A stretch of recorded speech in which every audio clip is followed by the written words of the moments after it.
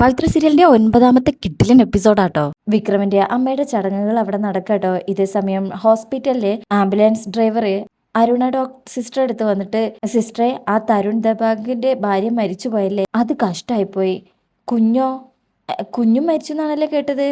അരുൺ സിസ്റ്ററും അല്ലല്ലോ, കുഞ്ഞു ജീവനോടുണ്ട്. അപ്പൊ അയാളേക്കും, അപ്പൊ ആരുടെ കുഞ്ഞാ മരിച്ചത്? അത് വേറൊരു പേഷ്യന്റിനെയാ. അപ്പോ ആ ആംബുലൻസ് ഡ്രൈവറെ വേദയുടെ ഫോട്ടോ കാണിക്കും. ഇവരുടെയാണോ? തനിക്ക് എങ്ങനെയാ ഇവരെ? ആ, ഒരാൾ അയച്ചെന്നതാ, വിശേഷം അന്വേഷിക്കാന്ന് വെച്ചു.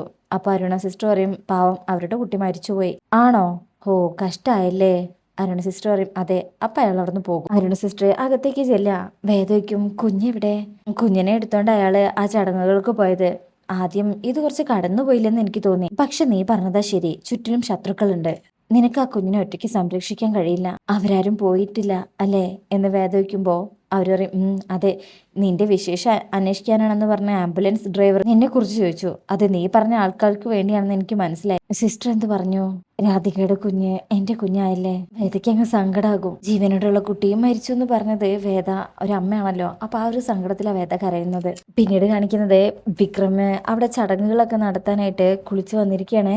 അങ്ങനെ ചിത വെക്കുന്നതിന് മുന്നേ ഉള്ള എല്ലാ ചടങ്ങും അവിടെ ചെയ്യുന്നുണ്ട് കേട്ടോ. ഓരോരുത്തരായിട്ട് ചുറ്റിലും നിന്ന് പ്രാർത്ഥിക്കുന്നൊക്കെ ഉണ്ട്. ശേഷം പുറത്ത് ചിത വെച്ച് വിക്രം തന്നെയാണ് കലവുമായിട്ട് ഇങ്ങനെ നടന്നിട്ട് ചിതയ്ക്ക് തീ വെക്കുന്നത്. അത് കഴിയുമ്പോൾ മാസ്റ്റർ അടുത്ത് വന്നിട്ട് പറയും, അവസാനം അമ്മയ്ക്ക് സ്വന്തം മണ്ണിൽ കിടന്നുറങ്ങാനും പറ്റാതായി പോയല്ലേ. അതില്ലാതാവാനും ഞാൻ കാരണമായില്ലച്ചാ. ലോകത്ത് എവിടെ അടക്കം ചെയ്താലും അവള് ഉറങ്ങുന്നത് എന്റെ നെഞ്ചിലല്ലേടാ. വിക്രം കരഞ്ഞുകൊണ്ട് അച്ഛന്റെ നെഞ്ചത്ത് ചേർന്ന് കിടക്കാണ്. അത് കഴിഞ്ഞാൽ പിന്നീട് കാണിക്കുന്നത് രാധികയുടെ ബോഡി അടക്കം ചെയ്യുന്നതാ.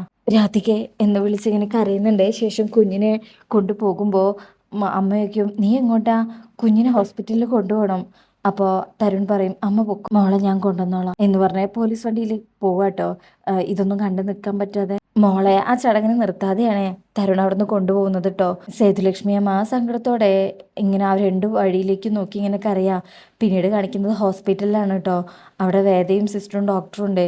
അമ്മയുടെ ചടങ്ങ് നടക്കുമ്പോൾ മകൾ കൂടെ വേണമെന്ന് തരുൺ ദബാഗ് കരുതിയിട്ടുണ്ടാകും.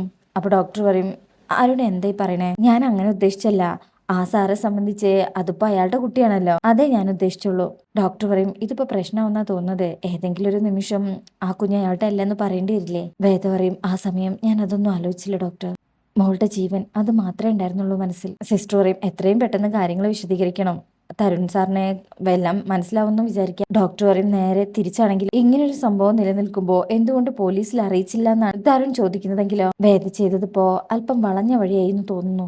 തരുൺ നേരിടാൻ പോകുന്ന മാനസിക പ്രശ്നവും വേദയുടെ പ്രശ്നവും പെട്ടെന്ന് കേട്ടപ്പോൾ നമ്മൾ ചെയ്തത് അല്പം കടന്നു എന്നൊരു സംശയം. വേദ പറയും, പോലീസിൽ അറിയിച്ചാലും 100% എന്റെ കുഞ്ഞിന് സുരക്ഷിതത്വം ഉണ്ടാവോ ഡോക്ടർ?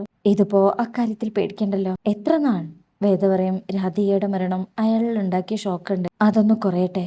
ഞാൻ തന്നെ കാര്യങ്ങൾ അവതരിപ്പിച്ചോളാം. അല്ല, അത് അയാൾക്ക് അംഗീകരിക്കാൻ പറ്റുമോ? വേദ പറയും, സാഹചര്യം വിശദീകരിക്കുമ്പോൾ അയാൾക്കത് മനസ്സിലാകും. ചിലപ്പോ ഉള്ളിൽ എന്നെ ശപിക്കുകയായിരിക്കും, അത് കേൾക്കണമായിരിക്കും, അത്രയല്ലേ ഉള്ളൂ. അപ്പോൾ ഡോക്ടർ പറയും, പറയുന്നത്ര എളുപ്പമല്ല അത്. വേദ പറയും, എന്റെ ജീവിതത്തിൽ ഒന്നും അത്രയ്ക്ക് എളുപ്പമായിരുന്നില്ല. ഇപ്പൊ എനിക്ക് നോക്കാനുള്ളത് എന്റെ കുഞ്ഞിന്റെ സുരക്ഷയാ. അതിനിപ്പോ മറ്റൊരു വഴി എന്റെ മുന്നിലില്ല. ബാക്കിയെല്ലാം വരുന്നത് പോലെ വരട്ടെ എന്നിങ്ങനെ പറയ വേദ. പിന്നീട് കാണിക്കുന്നത് നാട്ടിലാണ്. വിക്രം ചടങ്ങൊക്കെ കഴിഞ്ഞ് തിരികെ പോവാൻ തുടങ്ങണേ. എല്ലാരോടും യാത്ര പറയും. അവിടെ ജോസഫും എല്ലാരും ഉണ്ട് കേട്ടോ. അല്ല വിക്രം, വേദ? വിക്രം പറയും, വരും, ഉറപ്പായും വരും. അങ്ങനെ ശ്രീചേർത്തിയെ നോക്കി വിക്രം അവിടെ നിന്ന് പോവാണ് പോലീസുകാരോടൊപ്പം. പോവാൻ നേരം മാഷ് പറയും, എന്ത് സംഭവിച്ചാലും ധൈര്യം കൈവിടരുത്. ശങ്കരനാരായണൻ സാറ് ഹൈക്കോടതിയിൽ അപ്പീൽ പോവാണ്. ആശുപത്രിയിൽ വന്നിരുന്നോ? വിക്രം പറയും, അച്ഛൻ ഇനി ഇവിടെ ഒറ്റയ്ക്ക് താമസിക്കരുത്. വിശ്വേട്ടന്റെ വീട്ടിലേക്ക് മാറിക്കൂടെ അച്ഛനെ? അച്ഛാ. അപ്പൊ മാഷ് പറയും, നീ പുറത്തിറങ്ങുന്നത് വരെ എനിക്ക് വിശ്രമമില്ല. നീ പറഞ്ഞതിലാ എന്റെ പ്രതീക്ഷ. റിലീസായി എന്നറിഞ്ഞ വേദ നിന്നെ തേടിയെത്തും. എന്നിട്ട് കുറച്ചു ദിവസമെങ്കിലും നിന്റെയും വേദയോടും കൂടെ ജീവിക്കണം. പിന്നെ സമാധാനത്തോടെ അവളുടെ അടുത്തേക്ക് മടങ്ങണം. അവളെ ഏറെ കാലം അവിടെ ഒറ്റയ്ക്ക് നിർത്താൻ വയ്യ. വിക്രം അങ്ങ് പൊട്ടിക്കരഞ്ഞു. മാഷ് ചേർത്ത് പിടിക്കുന്നുണ്ട്. പോലീസുകാർ പറയും, പോവാം, സമയം കഴിഞ്ഞു. അങ്ങനെ വിക്രം അച്ഛൻ്റെ നോക്കിക്കൊണ്ടാണ് അവരോടൊപ്പം പോകുന്നത്. മാഷ് ഇങ്ങനെ സങ്കടത്തിൽ നോക്കി നിൽക്കാട്ടോ. അതിനുശേഷം പിന്നീട് കാണിക്കുന്നത് തരുൺ ദബാഗ് ആ കുഞ്ഞിനെ കൂട്ടി ടാറ്റു സെന്ററിലേക്ക് ആട്ടോ ചെന്നിരിക്കുന്നത്. എന്നിട്ട് ടാറ്റു അടിക്കണം എന്നറിയും. അയാൾ കുറച്ച് ഡിസൈൻ കാണിച്ചു കൊടുക്കുകയാണേ. ആർക്കാണെന്ന് നോക്കുമ്പോൾ തരുൺ കുഞ്ഞിനെ നോക്കും. അയാൾ ഞെട്ടിപ്പോകും. അങ്ങനെ തരുൺ പറയും, കുഞ്ഞിൻ്റെ കാൽപ്പാട് നെഞ്ചത്തിൽ, അതായത് തരുണിൻ്റെ നെഞ്ചത്ത് ടാറ്റു അടിക്കണം എന്ന് പറയണേ. അങ്ങനെ അവിടെ ആ കാര്യങ്ങൾ നടക്കുക. ഇതേ സമയം തരുൺ കുഞ്ഞുമായിട്ട് എങ്ങോട്ടാ പോയതെന്ന് അറിയാതെ ടെൻഷനിൽ ഹോസ്പിറ്റലിൽ നിൽക്കാട്ടോ സേതുലക്ഷ്മി അമ്മ. കുറച്ച് കഴിയുമ്പോഴാണ് തരുൺ വരുന്നത്. എന്റെ പൊന്നു തരുണേ, ഈ കൊച്ചു കുഞ്ഞിനെ കൊണ്ട് നീ എങ്ങോട്ട് പോയതാ? അവരവിടെ കാത്തിരിക്കല്ലേ? അപ്പോ തരുൺ ചോദിക്കും, അവരെന്തിനാ കാത്തിരിക്കുന്നത്? എന്റെ കുഞ്ഞിനെ എങ്ങോട്ട് കൊണ്ടുപോകണമെന്ന് ഞാനല്ലേ തീരുമാനിക്കുന്നത്. സേതു അമ്മ പറയും, അങ്ങനെയല്ല മോനെ, കുഞ്ഞിന് വിശക്കില്ലേ, പാല് കൊടുക്കാൻ ആവശ്യം വരില്ലേ എന്ന് പറഞ്ഞ് കുഞ്ഞിനെ അമ്മ വാങ്ങിച്ചോണ്ട് പോവാണ് അവിടുന്ന്. വേദയാണെങ്കിൽ കുഞ്ഞിനെ കാണാതെ ടെൻഷനോടെ നിൽക്കാണ്. അപ്പോഴാണ് സിസ്റ്റർ കുഞ്ഞിനായിട്ട് വരുന്നത്. അയ്യോ, മോള് കരയാണല്ലോ. അപ്പൊ സിസ്റ്റർ പറയും, വിശന്നിട്ടാവും, ഈ പ്രായത്തിലുള്ള കുഞ്ഞുങ്ങൾക്ക് അതല്ലേ അറിയൂ, ദാ ഫീഡേ എന്ന് പറഞ്ഞിട്ട് ആ കുഞ്ഞിനെ കൊടുക്കണേ. അങ്ങനെ വേദ അവിടെ കിടത്തി കുഞ്ഞിന് പാല് കൊടുക്കുക. അങ്ങനെ കുറച്ച് കഴിയുമ്പോ ആ അമ്മ അങ്ങോട്ടേക്ക് വരും കേട്ടോ. വേദയുടെ അടുത്തേക്ക്. വേദയും കുഞ്ഞും നല്ല ഉറക്കത്തിലാ. കുഞ്ഞു ഉറങ്ങിയോ? വേദ കണ്ണു തുറന്നിട്ട് പറയും, അവൾക്ക് നന്നായി വിശന്നു തോന്നുന്നു. എന്താ ഇത്രയ്ക്ക് വൈകിയത്? അപ്പ അമ്മ പറയും, ഇതെവിടെ ചെന്ന് നിൽക്കുന്നേ, എനിക്കൊരു ഐഡിയ ഇല്ല മോളെ. ചടങ്ങ് കഴിഞ്ഞ് ആരോടും പറയാതെ ഒറ്റ പോക്കായിരുന്നു. വേദയ്ക്കും, എവിടേക്ക്? അതറിയില്ല മോളെ, എനിക്കറിയില്ല, എന്നോട് പറഞ്ഞില്ല. കുഞ്ഞില്ലാതെ എങ്ങനെ മോളടുത്തേക്ക് വരുന്നു കരുതി പേടിച്ചിരിക്കുകയായിരുന്നു ഞാൻ. അവൻ വന്നപ്പോഴാ ഒന്ന് സമാധാനമായത്.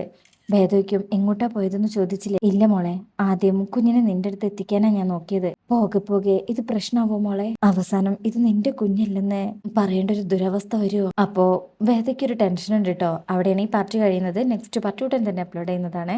റിവ്യൂ ഇഷ്ടപ്പെട്ട എല്ലാവരും ചാനലൊന്ന് ലൈക്ക് ചെയ്യുക, സബ്സ്ക്രൈബ് ചെയ്യുക, സപ്പോർട്ട് ചെയ്യുക. താങ്ക്